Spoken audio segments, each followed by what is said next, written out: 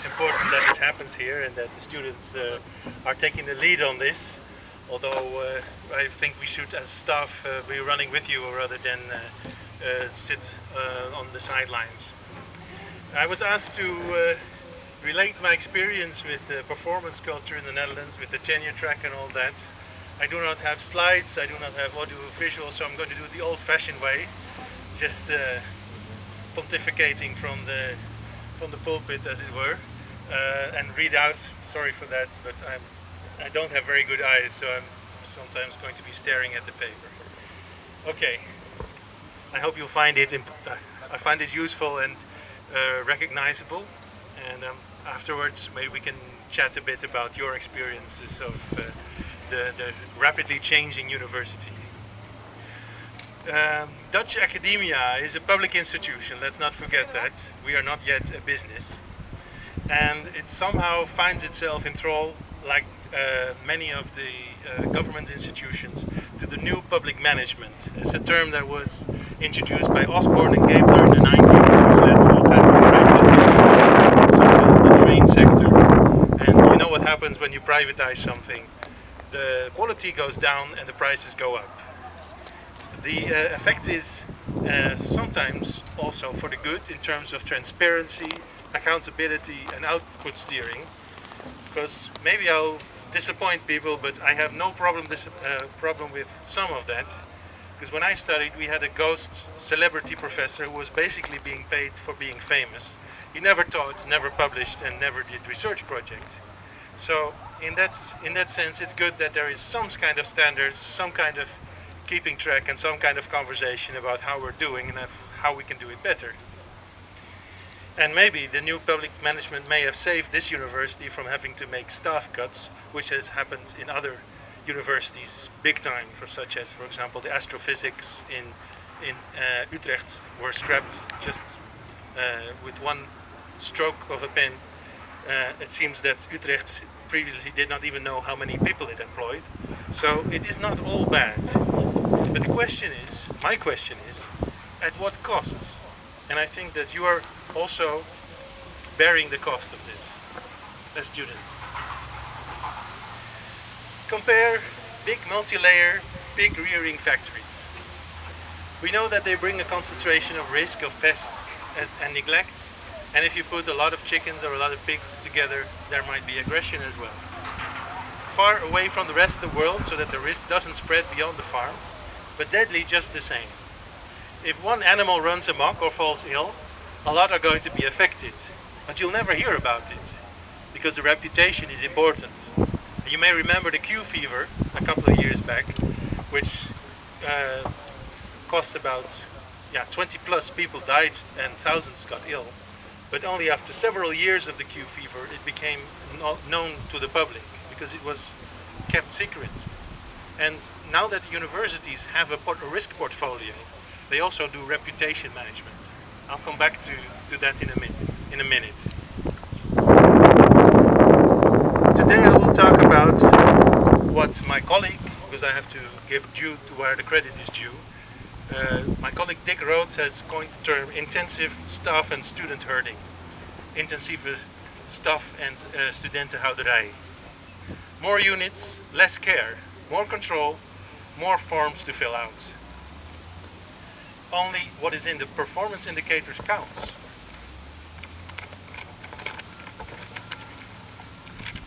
That means teaching to the test. It means that we only focus on that on which we will be evaluated, rather than do what we find is most useful, most fun, most tasty, most challenging, to really get your minds into gear in case they are not already into gear, and to take it from there. Because we have to make a certain percentage of students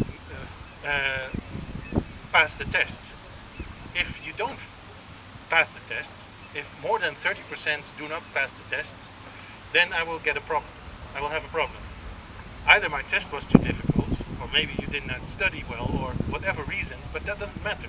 It means the numbers do not add up, that the university has a problem because students will take too long to study. It means less teamwork. It means you don't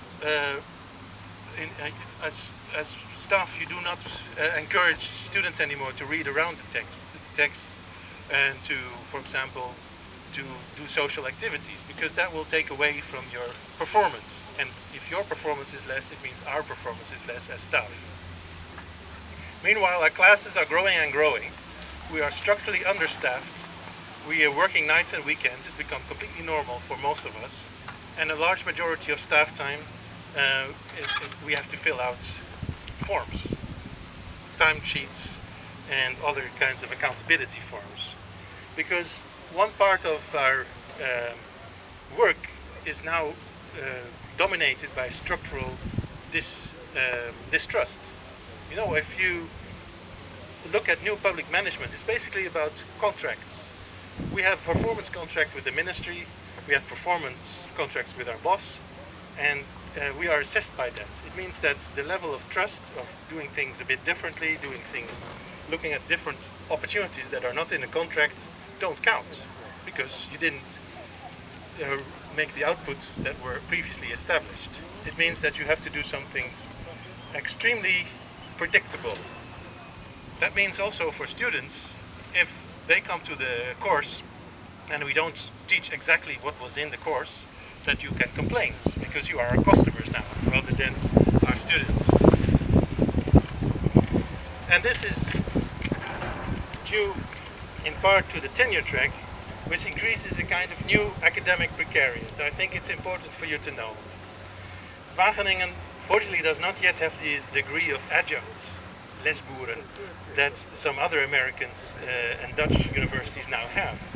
But it's very hard to get a permanent contract. For example, it took me 13 years to get one, and against the advice of the assessment committee. So even now, if I do not jump all the hoops, even though I have a permanent contract, I can be demoted or even fired. I'm not complaining, I'm one of the lucky ones now, but there is no let-up even for those with tenure. Tenured staff may be fired, and that does not bring an enormous amount of loyalty to the university or the students, and as a consequence to education and research. As staff, we are very rapidly developing portable skills, abilities that are not too much Wageningen, because they may be useless in other universities. You might be losing your job any moment. I'm afraid that you as students have involuntarily also become part of the disposability machine of staff. I mean, I'm proud that Wageningen is rated by students as the best university in the Netherlands for education, for the 8th year running. So expectations and standards are high.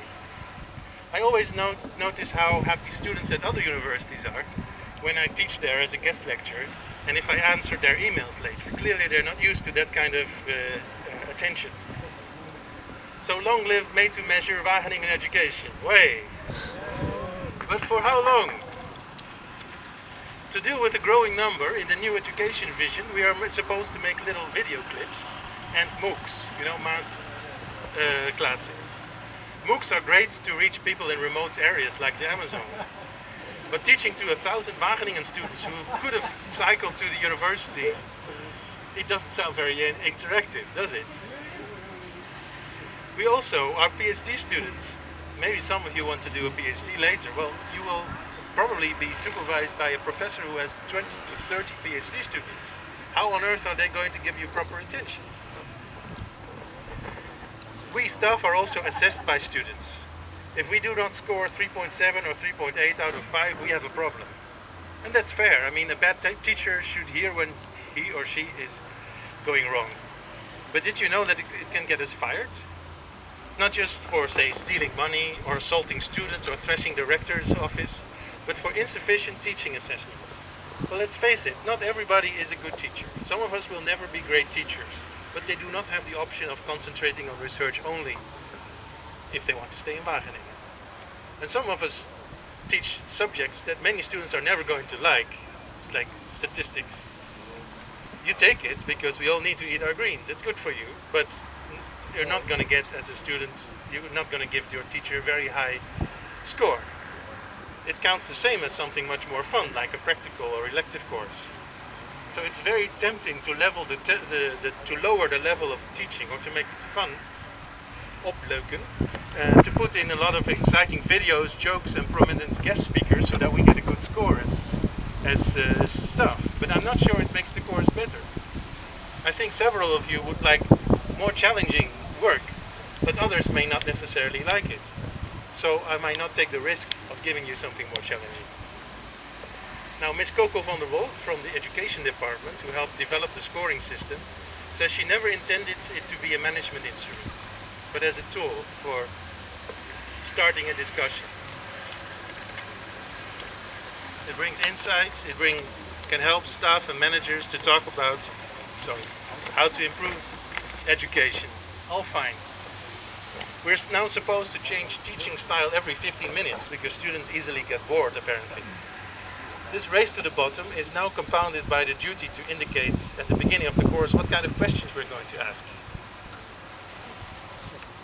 So if you reduce the level, more students pass, and we get better scores. I don't think it's particularly what you want out of a study. But we try to push you to become like customers that our university encourage you to be happy to do the exam with the least possible effort. Students ask teaching staff to upload their slides prior to the lectures so that they can decide whether it's worth getting out of bed for.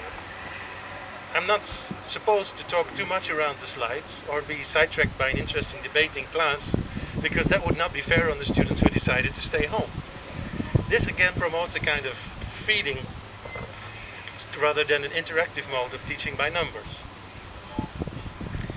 Our former rector, Martin Kroof, introduced the phrase science for impact, and the rest has followed. In itself, not bad to escape from the ivory tower. What is impact, however? Impact is very often expressed in terms of economic utility. Let's look for fun at the NWO. That's the Dutch Science Foundation. They are the guardians of our scientific integrity. I propose that we take the W out of the NWO so that we end up with the NO. They've given me 2 integrated projects as a co-leader, which I'm very thankful for, so I guess I can speak from experience. But NWO these days treats scientific research like a consultancy.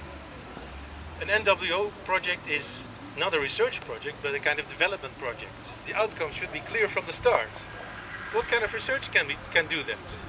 We have to promise we save or cure so many people, to reduce migration, to promote the poor by doing X, Y, Z. But there is less and less funding for curiosity-driven research, while the university requires all of us to do acquisition to recoup the cost of our employment, inverdienen. So the temptation to take money from Bill and Melinda Gates or from Cargill is pretty huge, because that brings our scores up. Then we're good stuff. But it's not going to be objective research. Likewise, European programs are also not much more than consultancy. Now, I myself come from the humanities. I'm a composer and a writer, and that's my background. And Wageningen does not have a humanities department, but several among us recognize the importance of art, of culture, of psychology, of philosophy. And it's very unwise to treat the arts like an economic sector. And to ask, what is your impact? Did Van Gogh have an impact in his time? No, he didn't. Now he has, but he did not get funding for it. But it's still good that he did that. Humanities is, I would say, about who we are and our relation to each other, to the world, and to our time. That's priceless. At other universities, they are cutting language teaching. That's idiocy. It deprives us from connecting with other cultures, with our friends, but also with our potential enemies. Because who will speak Afghan, Russian, Korean in 2020? Call me old-fashioned, but I think fostering people to be creative and critical is part of academic skills. I see this as part of the arts and humanities aspect of what we do in this university. The art of scientific inquiry. Now some of our students say, why so critical? Just tell us how to get past the post.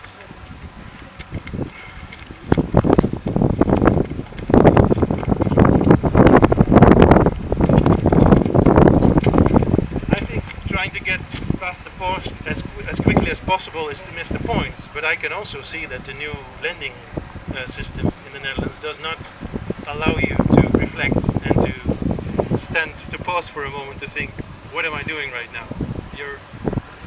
The moment that you've passed your exam, you're running for your next exam.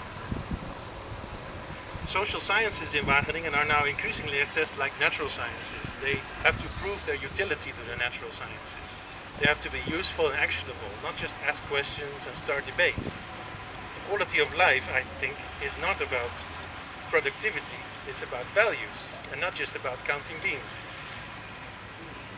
Now the strange thing, if I want to publish about Holland, I better not do it in Dutch. Suppose I have interviewed a mayor or farmers in my neighborhood and I want to show them what I did with it. Then I will have to send them an English language article, otherwise it doesn't count. It's the same for Latin America, Germany, France. If you want to publish in French, in German, in Spanish, it doesn't count. Only very few journals count. So dissemination is nice, but if you're only a hero if you publish in Science and Nature. But Science and Nature are the Time and the Newsweek magazines of academia. In my tenure track assessment, a 1,000 word article in Science is worth 10 times an 8,000 words article in a book. My best cited articles with hundreds of Google citations do not count, because water policy is not an ISI journal. At least that was not when I published in there. We're supposed to publish open access, but unless you apply in January when the new budget becomes available, there will be no money to publish in Ecology and Society. Isn't that madness? Aren't we supposed to make our science open to everybody? Like, for example, in Latin America, you have the Cielo site where all universities publish everything for free. Why don't we do that in the Netherlands? We are basically sponsoring the publishers, like Elsevier, Taylor and Francis. So, I'm sad to say, although I'll end on a happy note, that Wageningen is hardly recognizable compared to the institution I started to work in 2001. Same staff numbers, double the number of students. Then I was allowed to spend 60 hours for an MSc thesis orientation. Now it's half of that. In Utrecht they now have a strippenkaart where you have 5 meetings, possibly not on your own but with other people, thesis rings, and then you're supposed to have finished your thesis. Okay, some of you are very independent, driven, they know exactly what they're going to do, but then you would not need an orienter anyway. But most of you will need a little nudge and some feedback and some pats on your back before you can make the big jump to writing a thesis. So it needs time. We don't have the time. At that time there was no clear obligation to publish in ISI journals, and people who were doing well got a permanent contract. We had 4 staff involved in a problem-oriented teaching, the BVOB, which is now academic consultancy training, involving 10 students. There was no pressure to recoup our incomes as if we are a liability.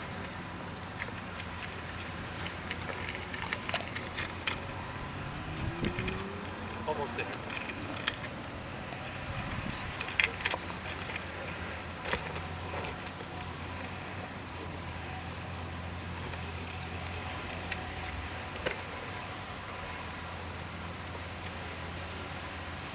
There are, to close with, some good things happening in Wageningen. It's not all bad. For example, I'm very proud that last year 14 environmental sciences group profs drew the line when they were instructed to devise a business plan for their group. You can't get away with intimidation as easily as you could before. There have been some incidents in Wageningen which make clear that we do not hush-hush everything anymore. It's not possible to do that anymore. We are at a crossroads. We have a new president of the board, a new rector, a new social sciences dean, a new legal officer, so a lot of new things can happen. And our new rector used to be part of the Imperialisme Collectief, so you cannot accuse him of lack of social awareness. He's been an activist himself, a pretty radical one too. I don't think he's lost all that by becoming a rector. So I think we should use that that gap that we now have, it's a bifurcation moment, a historic opportunity. It is on the right desks.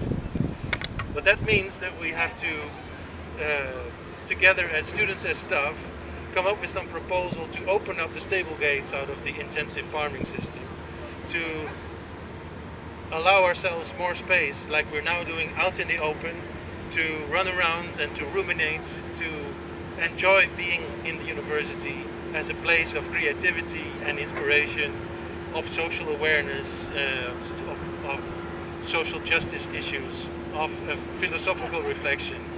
So let's try and prise those stable doors open and make sure that the system becomes more space for students, more space for staff, more space for free thought. And not everything can have an economic impact, but let's make it have a social and academic impact.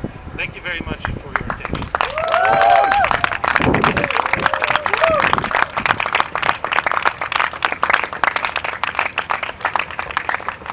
Yes, thank you, Jeroen. I don't have a present, do we? We don't even have presents. Oh man. Yeah, and then of course we have coffee. Do you have some more time to answer some questions? Okay.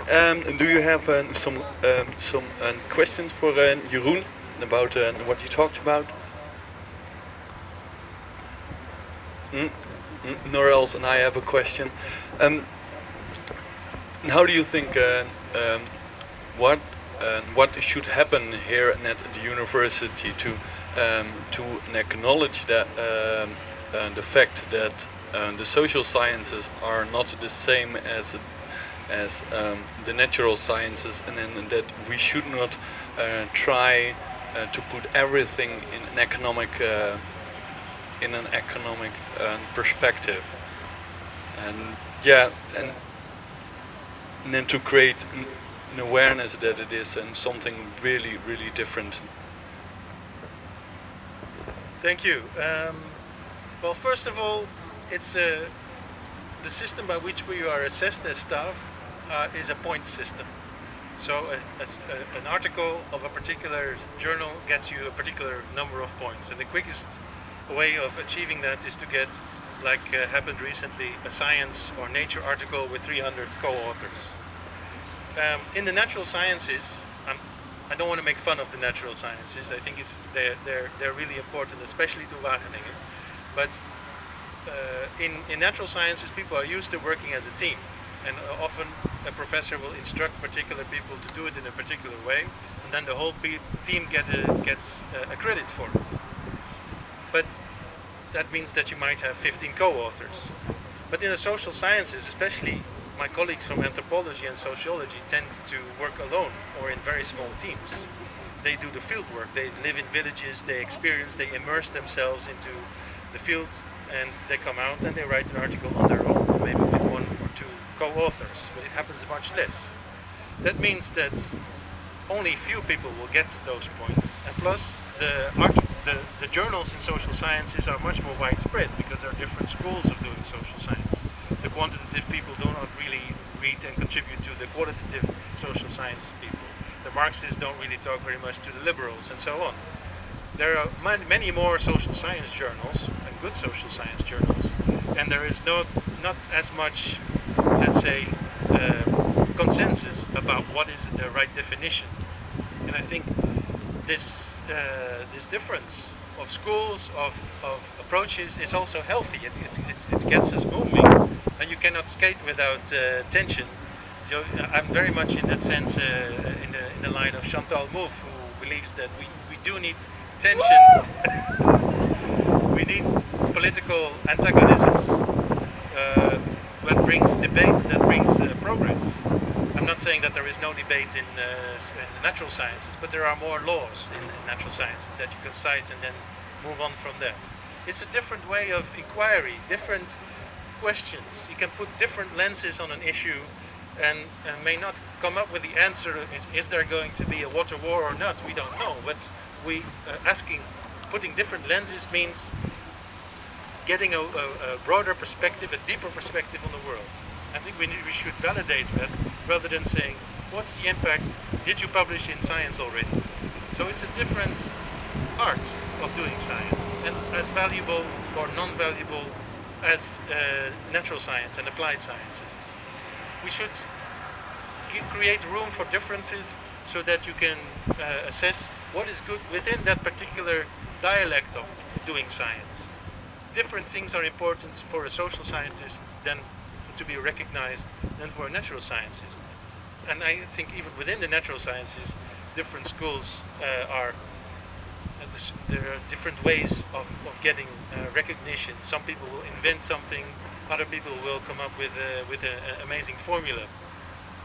How can you commensurate that, put everything on the same measuring stick? I think it's completely robs what makes science interesting. This diversity is exactly what is the value of doing science and asking. One of the things that we do is always ask questions, but we ask different kind of questions. That's important. Yeah, thank you. I see hands. Hello. I have a question. Do you have some personal suggestions how we can, or some alternative suggestions how we could push back this economicalization of social science, or actually science in general? Well, not all universities in Holland have the same tenure track. It's very much something that was pushed by Martin Krof, the last rector. In Rotterdam, for example, they don't really have it, because it's easy enough to make, you can say, to get the promotion in your job, to be recognized if you're doing well. They have a different kind of promotion system, of what they call human resource development system. And in Nijmegen also they do not have a tenure track, although it's going the Wageningen way as well. But it's good to understand that Wageningen and the Free University of Amsterdam are forerunners of this system. I did not have any alternative to being in the tenure track, and being in the tenure track means that you have the potential of becoming a full professor. But some people don't want to, or do not have the ability to be a full professor, but are excellent team players, excellent teachers, are very good at acquisition and management. So if we would change the system of points, of recognizing people's skills, and for example think from a team perspective, what is good for a team, let people specialize in what they're good at and assess them for that, and give them opportunities to develop that. That would already make a lot of difference, and I think would benefit the students in education and support as well.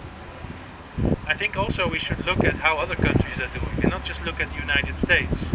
Right now we're trying to be the United States, but if you look at Germany, France, Finland, they have very different and very good education systems. Why don't we learn from them?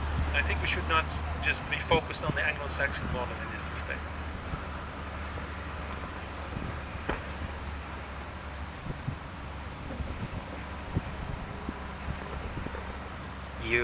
You talked about a new rector, a new time for the university. In what way can the students make a difference themselves? Do you see students being really active in a way that they refuse to pay, or in what way do you see that the students can actually make a difference? I mean, we're talking about it now, this is already a difference, but eventually if you don't put actions to words, you're only talking about it. So that's my question.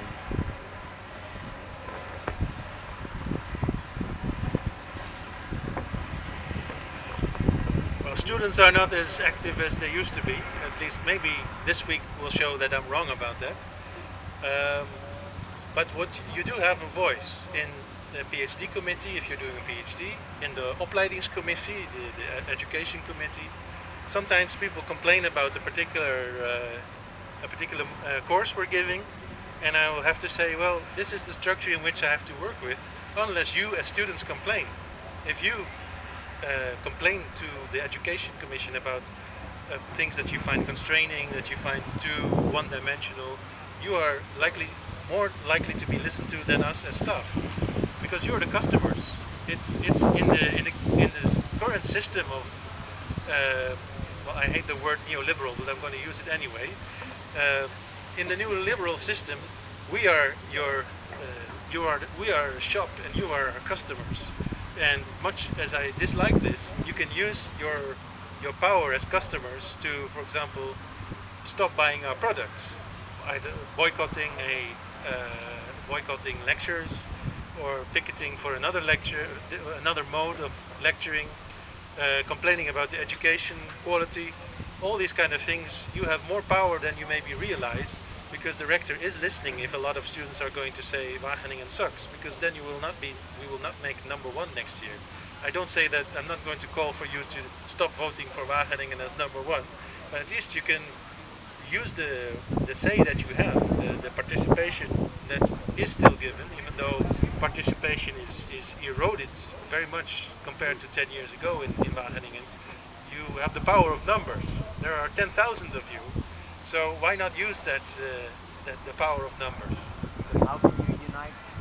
Because a lot of students they still act out of fear or safety. They don't want they need their diploma, or they are afraid if they really activate and they refuse things or complain that they don't get their diploma.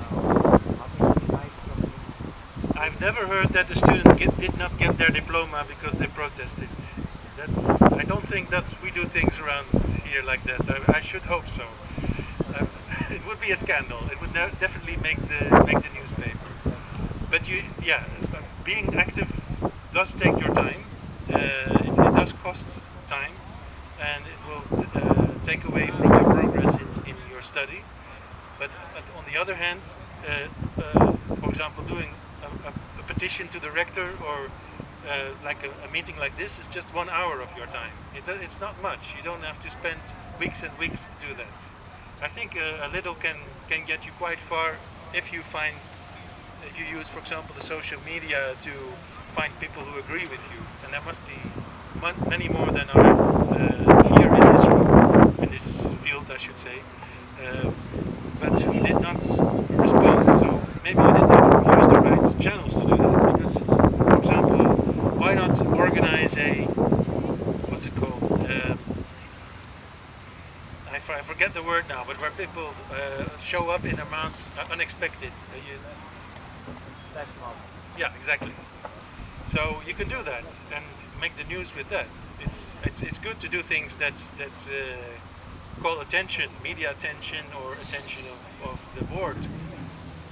I don't think, especially with the current opportunities for social media and for mass communication, it's much easier to organize people than it used to be. So why not use that? As I was saying, you have the power of numbers, so find those numbers.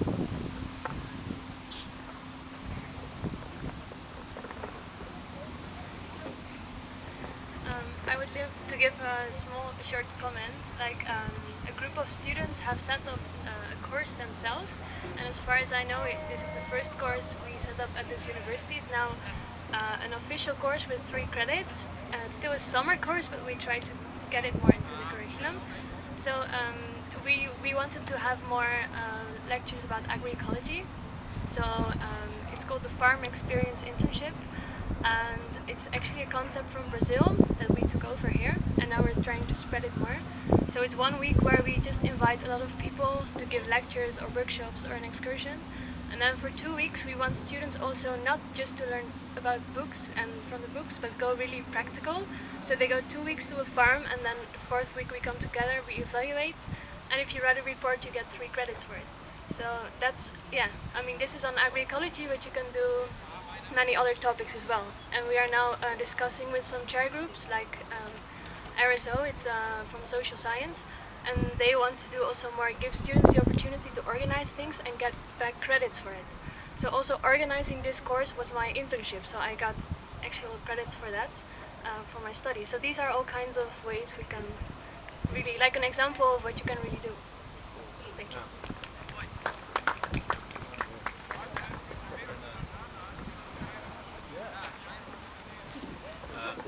I find the way the student council is organized rather undemocratic. And I've said this from when I was started studying here, and some take you serious and some don't.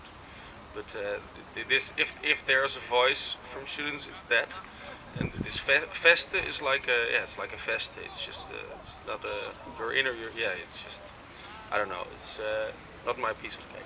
So it would be it would be good to discuss that as well now or in the recent future or yeah. Okay, and I think we can probably create a space for that. And I don't know if now is the good time. They're not even having enough people, so they're having 50 people on the list and there's still a place left. Mm-hmm. Good, complaints, that's what we need, right? Yes. Yeah. Tell it to them. Do we have another questions for Jeroen?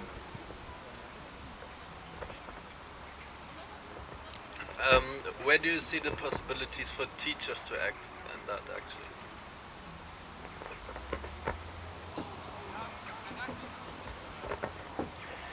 That's a good question. I think we have not done enough of that, and in that sense, I'm very happy that you invited us to talk, because it also makes us alive to our own agency. That's the big word in the rural sociology here. Well, let me first explain something to you about the system in Wageningen, in case you're not aware. We have an internal market. That means every module that you want to propose needs to get enough students to be viable. And we compete for new education with others.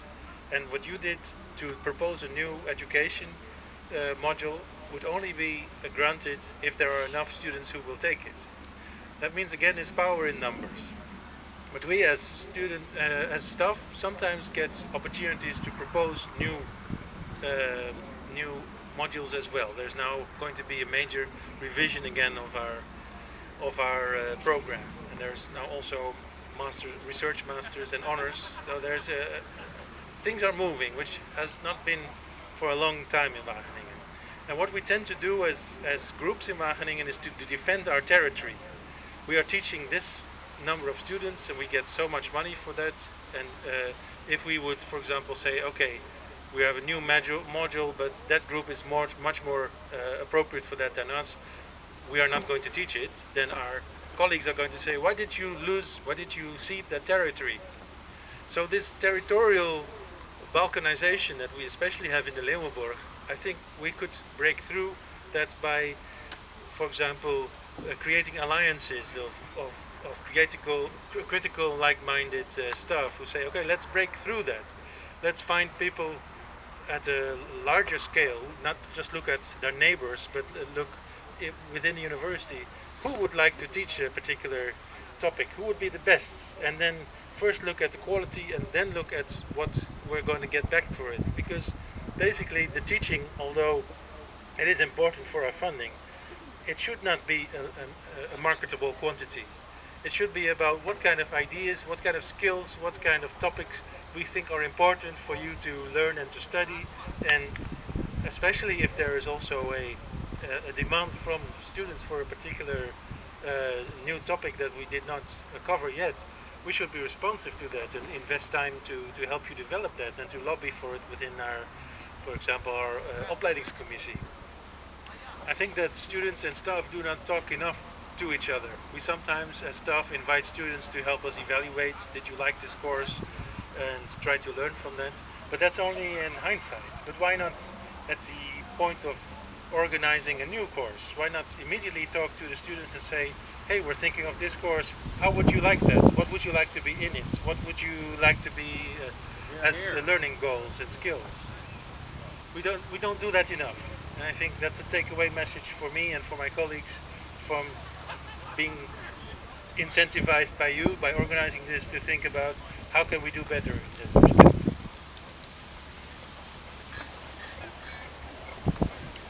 Anything more? Is that something that teachers can do together, or do you need a top layer for it to we as teachers also they also talk to each other at top level. We have also our bosses of education. I don't know exactly how that works. You will have to ask Peter de Vries, who's going to teach this week about the education system and the Works Council system, which he knows more about, I would say. Sorry that I cannot really advise you on that.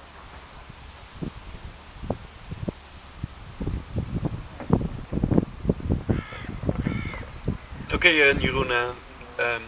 Okay, Jeroen. I thank you for your time. It was really good listening to you and then hearing your opinion on this. And I think it helped us and educated us, and so we could go forward with this whole movement. So. This evening we have another program. We have live music and bands of Mississippi Beats. Mississippi Delta Beat. Yes, yes, the Mississippi Delta Beats and also. So you are all invited this evening at 5 o'clock to join us with live music and bring your own food. Okay, thank you.